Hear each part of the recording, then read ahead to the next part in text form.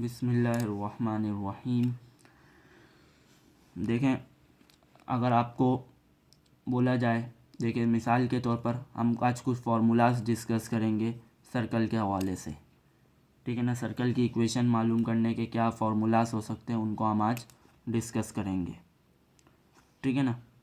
तो याद रखिएगा, अगर ऐसा सर्कल जिसका सेंटर, आपको बोला जाए सवाल में कि हमें इक्वेशन चाहिए, एक सर्कल की इक्वेशन मालूम करनी है, तो उसमें क्या रूल्स हो सकते हैं, क्या रेगुलेशंस हो सकते हैं, उसको हमें डिस्कस करना है।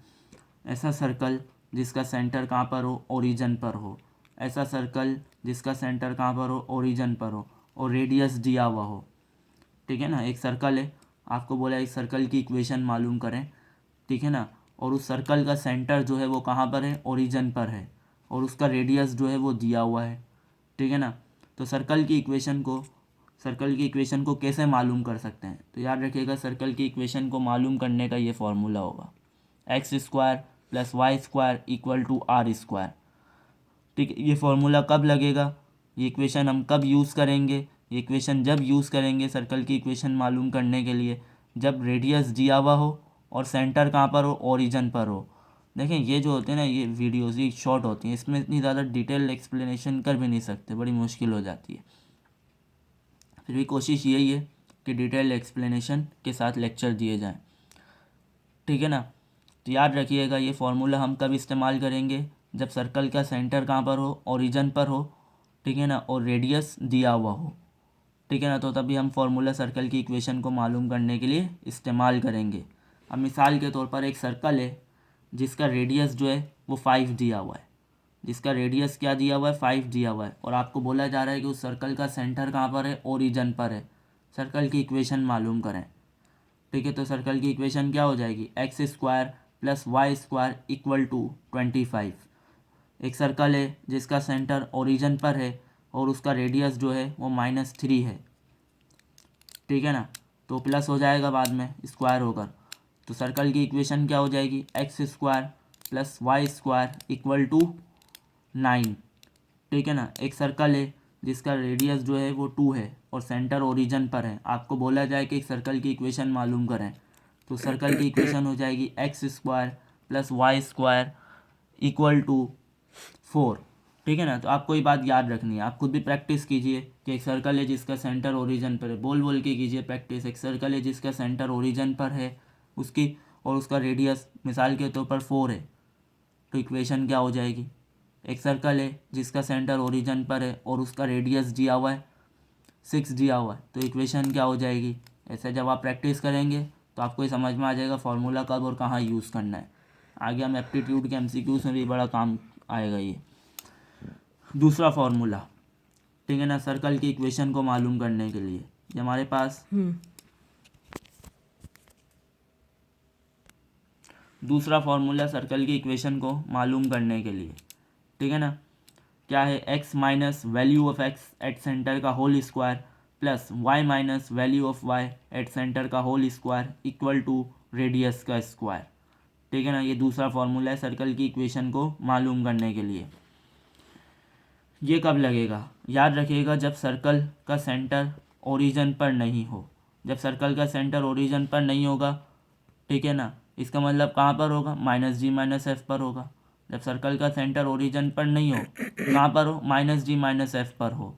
जब सर्कल का सेंटर ओरिजिन पर नहीं हो, कहाँ पर हो, -g - f पर हो, तो हम ये फार्मूला इस्तेमाल करेंगे। रेडियस दिया हुआ हो, दोनों फार्मूलाज के लिए शर्त क्या है, रेडियस दिया हुआ हो, लेकिन एक के लिए सेंटर ओरिजिन पर है, एक के लिए सेंटर कहाँ पर है, -g - f पर है, ठीक है ना। तो हम ये फार्मूला यूज़ करेंगे। चलें इसके थोड़े से यूजेज देख लेते हैं। एक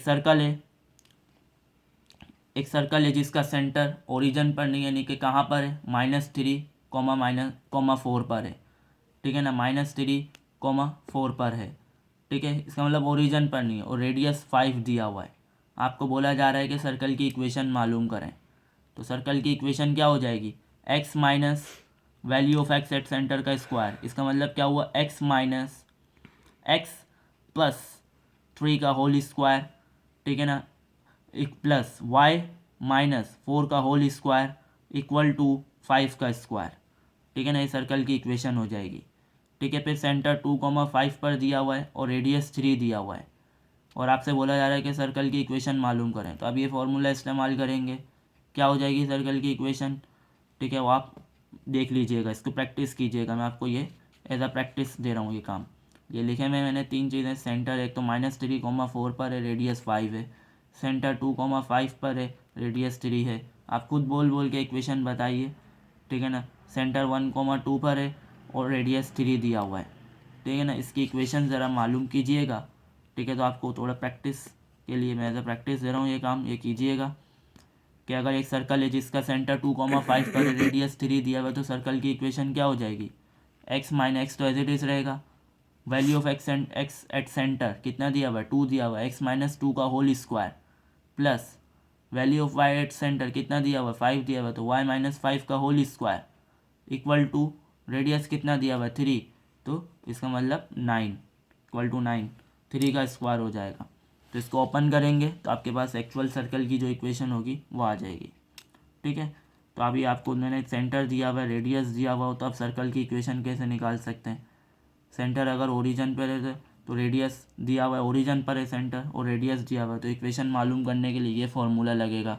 सेंटर अगर -d-f पर है फिर भी रेडियस दिया हुआ है, तो इक्वेशन मालूम करने के लिए ये वाला फॉर्मूला लगेगा। आखिरी बात, इस इक्वेशन को आप जनरल इक्वेशन के लिए तो है, लेकिन इस इक्वेशन को आप इसको स्टैंडर्ड इक्वेशन के लिए भी यूज़ कर सकते हैं, इसको स्टैंडर्ड इक्वेशन में भी तब्दील कर सकते हैं, ठीक है। कैसे कर सकते हैं कि अगर सेंटर पर x की वैल्यू 0 है, y की वैल्यू 0 है, x की वैल्यू 0 है, y की वैल्यू 0 है, तो यही इक्वेशन स्टैंडर्ड बन जाएगी, ठीक है ना। यही इक्वेशन क्या बन जाएगी, स्टैंडर्ड बन जाएगी ना। x-0 का होल स्क्वायर, y-0 का whole square equal to radius का स्क्वायर। तो ये आप कीजिएगा, आपको इस बात का अंदाज़ा हो जाएगा। तो ये आज का टॉपिक था। इसके बाद एक अहम टॉपिक अब हम आगे बढ़ेंगे सर्कल में, ठीक है ना। और भी टॉपिक इंशाल्लाह कवर करेंगे। दुआओं की दरख्वास्त है। अल्लाह हाफ़िज़।